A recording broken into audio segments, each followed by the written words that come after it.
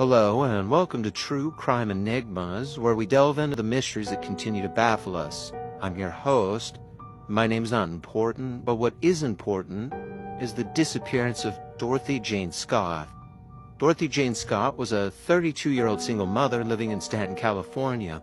On May 28, 1980, she dropped off her 4-year-old son to her parents, headed to work. Little did they know that would be the last time they would see her alive.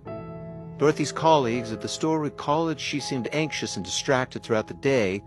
Midway through her shift, one of her coworkers noticed that she was visibly disturbed by something.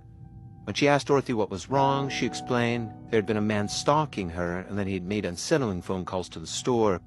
Concerned for her safety, Dorothy's coworker offered to accompany her to a meeting she had scheduled that night. Dorothy declined the offer, insisting she had to check on her son and she would be okay. That decision would prove to be a fateful one. Later that evening, Dorothy left the store and walked towards her car. A male coworker, Conrad Bostrom, who had also finished his shift, noticed that her car was acting up and offered to take a look. Together, they inspected the vehicle and found nothing obviously wrong with it. Dorothy reassured Conrad that she'd be fine and to go back to the store. Hours passed and Dorothy did not return home. Concerned, her parents contacted the police, but it was not until 4 days later that Dorothy's car was discovered. It had been set on fire in a remote area of Anaheim, not far from her workplace. Strangely, there was no sign of Dorothy anywhere near the vehicle. The investigation into Dorothy's disappearance presented numerous puzzling twists.